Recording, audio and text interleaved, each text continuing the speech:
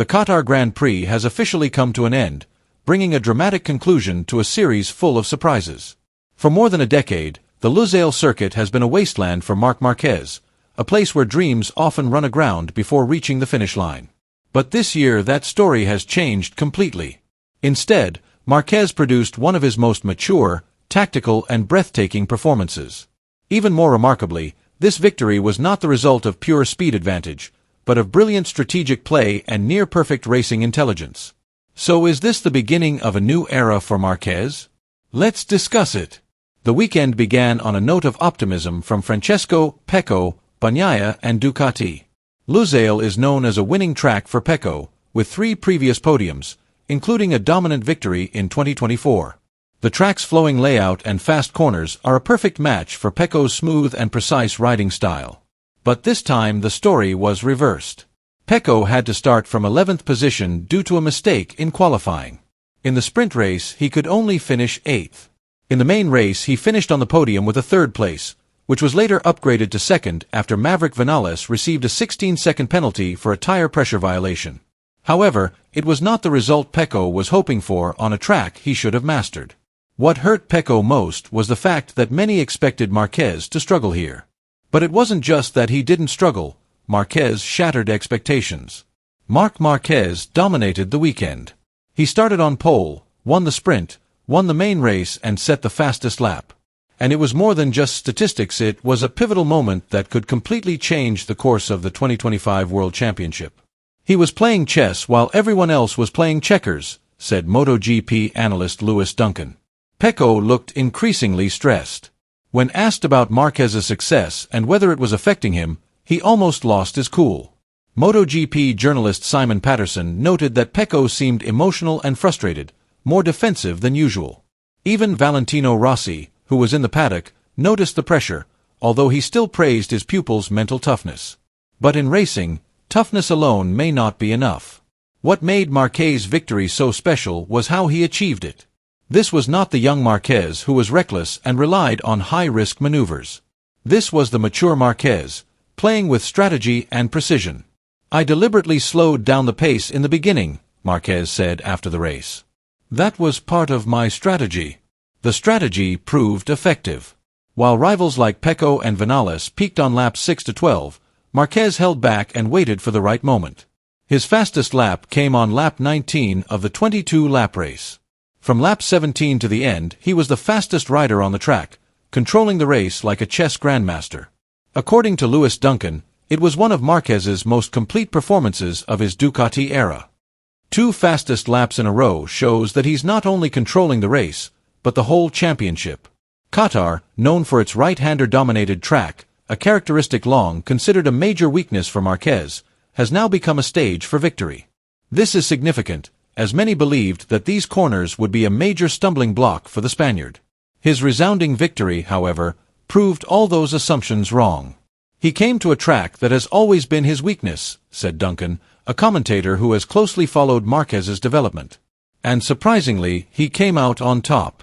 Now, with this win, he goes into Jerez with incredible momentum, and more importantly, his weaknesses are gone.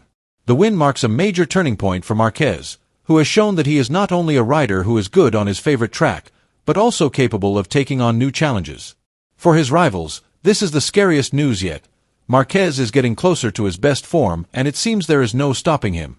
So far Marquez has won 7 of the 8 races he has contested this season. The only race he has failed to win was in Austin, where he crashed with a 2-second lead. Excluding that incident, Marquez has swept almost all of the early races of the season, in both sprint and GP formats. In these conditions, many are beginning to wonder if anyone can beat him, especially after he managed to overcome a weakness that has long been considered a hindrance. Francesco Bagnaia's status as Ducati's golden boy is beginning to be challenged.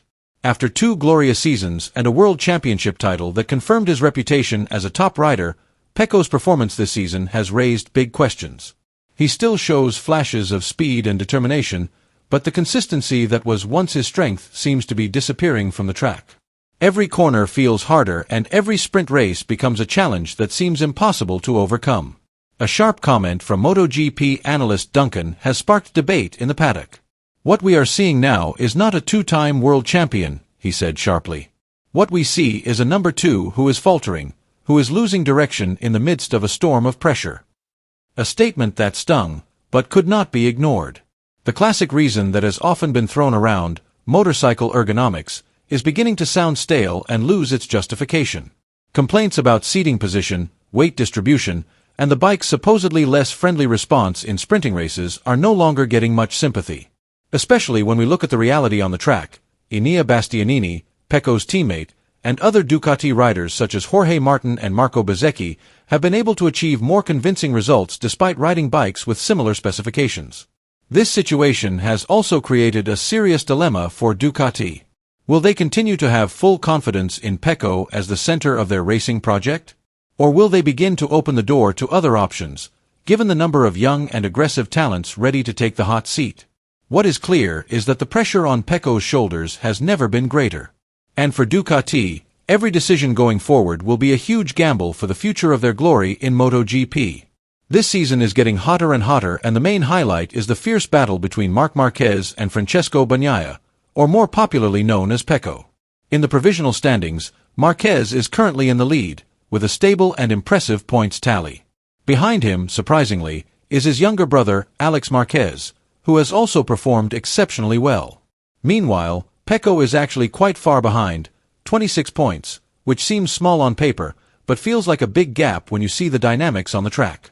But as Duncan, a veteran MotoGP analyst, said, the numbers can be deceiving. And indeed the reality behind the statistics is much deeper. Behind the numbers and the positions there is one undeniable fact. Marc Marquez is in complete control of this championship. Not just in terms of race results, but in the way he controls every aspect of the game. Marquez has become the complete package. From smart race strategies, to precise tire management, to the years of experience that have honed his racing instincts, it all comes together perfectly. He knows when to attack, when to defend, and when to wait. When his opponents falter under pressure, Marquez is even more focused.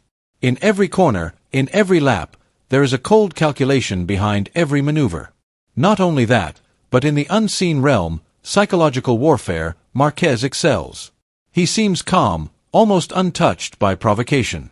Pecco, on the other hand, is starting to look worried. His body language in the paddock, his expressions during interviews, and the way he handles media pressure all suggest that the burden is starting to wear on him. It is not just about speed or having the best bike. It is a battle of intelligence, mental toughness, and instinct to win. And so Marquez has all of them. Barring any major changes, this championship could be another chapter in the Marquez legend, and perhaps a season that will haunt Pecco for a long time to come. Next up is Jerez, a track that has become the domain of Pecco Bagnaia. He has won there 3 times in a row, and results at the circuit have often been a bellwether for rivals this season. If Pecco fails to win this time, serious doubts will be raised about his ability to remain competitive and consistent throughout the season. This result could be a decisive turning point, especially considering how important Jerez is for the reputation and momentum of the riders. Marc Marquez, on the other hand, comes to Jerez not as a mere contender, but as the best version of himself. What makes Jerez a domain for Pecco? Write your thoughts below.